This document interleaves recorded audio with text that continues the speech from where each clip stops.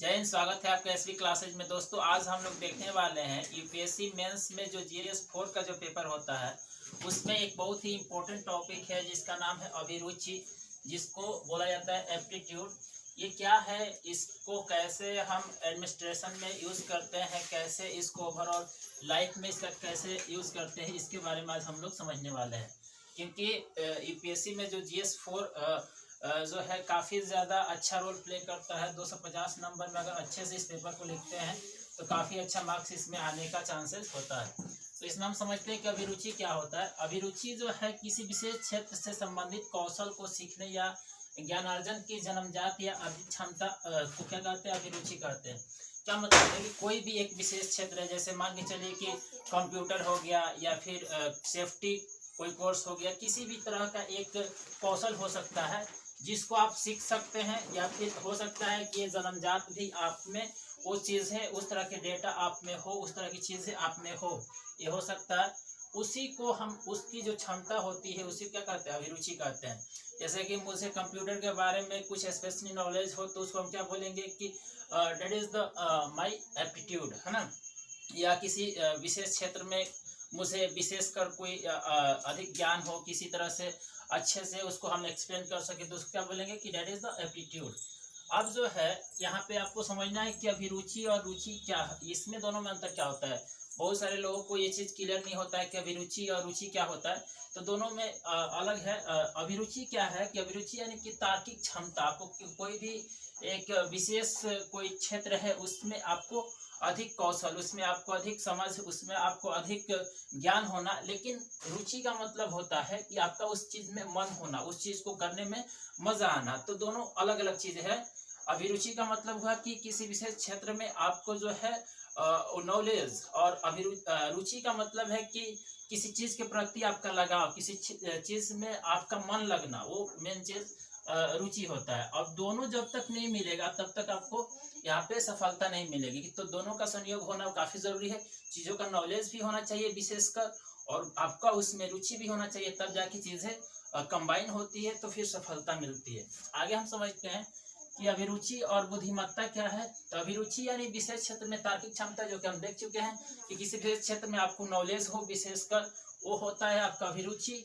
और जो यहाँ पे बुद्धिमत्ता यानी बौद्धिक क्षमता, आपको बुद्धि है ना, आपका बुद्धि आपका अच्छा है, उसके उसमें जो है आप चीज़ों को समझते हैं, चीज़ों को डील करते हैं काफ़ी अच्छे से, आप जो है कॉम्प्लिकेटेड चीज़ों को ईजी बना देते हैं। तो ये जो है आपकी यहाँ पे बौद्धिक क्षमता हुई। और बौद्धिक क्षमता अगर आप में मान के चलिए कि रहे, लेकिन जब तक आप में अभिरुचि नहीं रहेगी, चीज़ों के बारे में नॉलेज नहीं रहेगा, चीज़ों के बारे में अंडरस्टैंडिंग नहीं रहेगी, चीज़ों के बारे में जो है तार्किक क्षमता नहीं रहेगी, तब तक आप जो है यहाँ पे व्यक्ति जो है अच्छा निष्पादन नहीं कर पाता है, चीज़ों को अच्छे से नहीं कर पाता है, अच्छे से नहीं समझ पाता है, जिसकी वजह से हो सकता है कि वो सफल ना हो। जैसे मैं एक बेसिक सा अगर एग्जांपल लूँ तो जैसे हम साइकिल चला रहे हैं, ठीक है, और साइकिल चलाने का मेरे पास एप्टीट्यूड है कि मुझे उसे विशेष नॉलेज है, ठीक है। लेकिन एज हम जो है माइंडली अगर चीज़ों को रिप्रेजेंट ना करें, अगर हम बौद्धिक क्षमता की यूज़ ना करें कि पैडल को जो आगे की तरफ मारना है, तो हम साइकिल शायद नहीं चला पाएंगे। क्यों? वहाँ पे दिमागी स्तर आपको काम करना बहुत जरूरी है। यहाँ पे बौद्धिक क्षमता आपको समझ में आनी चाहिए, और आप जैसे जैसे पैर को ज़्यादा पैडल पे घुमाएंगे तो तेज साइकिल भागेगी, ये भी आपको यहाँ पे समझ होनी चाहिए, ठीक है। या फिर उसी तरह से हमको तो समझ है कि पैडल मारना है तो आगे जाएगी, लेकिन अगर हमें उस चीज़ के बारे में अगर नॉलेज नहीं है कि पैडल को आगे की तरफ मारना है पीछे की तरफ, तो देन हम लोग वहाँ पे साइकिल को नहीं चला पाएंगे। तो इसको समझना काफ़ी ज़रूरी है। दोनों चीज़ें होगा तभी आप अच्छे से निष्पादन कर पाएंगे। अब जो है सिविल सेवा के लिए अभिरुचि क्यों ज़रूरी होता है, सिविल सेवा में आप जाना चाहते हो तो उसमें अभिरुचि का क्या रोल है, अभिरुचि कैसे काम करता है, मेन तो ये चीज़ समझना है। अब जो है एक अच्छे सिविल सेवक में जो है निम्न तरह की अभिरुचि होना चाहिए। अभिरुचि होने की वजह से वो क्या क्या उसके बेनिफिट हो सकते हैं। पहला तो उच्च तार्किक क्षमता होनी चाहिए, किसी भी सब्जेक्ट, किसी भी चीज़ के प्रति, किसी भी टॉपिक के प्रति तर्क कर सके, और एक जो है पॉजिटिव टॉक कर सके, अच्छा से टॉक कर सके, नॉनसेंस वाली टॉक नहीं होनी चाहिए। एक सही रूप से टॉक होनी चाहिए, तार्किक क्षमता होनी चाहिए। दूसरी चीज की भाषा पर सूक्ष्म पकड़, ताकि निर्माण अच्छे से हो सके।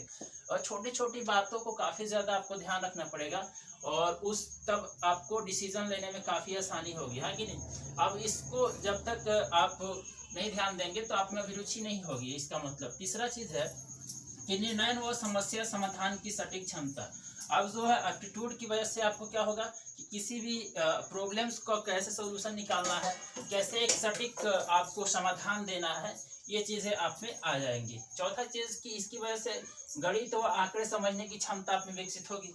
जो मैथमेटिकल चीज होगा, कोई भी आंकड़ा होगा, किसी प्रकार की कोई डेटा होगी, आपके यहाँ पे डिस्ट्रिक्ट से संबंधित, आपके स्टेट से संबंधित किसी तरह की डेटा होगी, तो उसको अच्छे से आप डील करने में सक्षम होंगे। पांचवा चीज है कि संचार तथा संप्रेषण का कौशल, जिससे समाज को उचित नेतृत्व प्रदान किया जा सके। अब जो है यहाँ पे अभी नई नई टेक्नोलॉजी जो डेवलप होती है, नई नई चीजें जो आ रही है, उसके बारे में आप अच्छे से समझ पाएंगे, उसके प्रति लोगों को उजागर कर पाएंगे, लोगों को समझा पाएंगे, जिससे समाज को अच्छे से हम एक सही डायरेक्शन पास कर पाएंगे, सही डायरेक्शन में हम उसको जो है संप्रेषित कर पाएंगे। तो इससे ये बेनिफिट होता है। छठा चीज देखेंगे कि अपने आसपास तथा विश्व की घटनाओं और समस्याओं को जानने की समान आदत पड़ जाएगी। अगर आपके अंदर एप्टीट्यूड आएगी, अभिरुचि होगी चीजों को जानने के प्रति, आपको अगर इच्छा जागृत होगी, तो आप जो है अपने आसपास चाहे विश्व स्तर पर जो भी समस्याएं हो रही, जो भी घटनाएं घट रही है, उसके बारे में आप जानने के लिए आपका एक हैबिट बन जाएगा। और उसकी वजह से आपको यहाँ पे आपको जो है प्रशासनिक सेवा में काफी ज्यादा जो है बेनिफिट होने वाला है। तो ये जो है अभिरुचि के वजह से आप जो है ये सारी चीजें आपको काफी आसानी से होगी। तो आई होप कि ये चीजें आपको क्लियर हो गई होगी। अगर वीडियो पसंद आई तो वीडियो को लाइक कर दीजिए, चैनल पे नए हैं तो चैनल को सब्सक्राइब कर लीजिए। मिलते हैं आपसे एक नेक्स्ट इंपॉर्टेंट टॉपिक के साथ, तब तक के लिए जय हिंद, वंदे मातरम।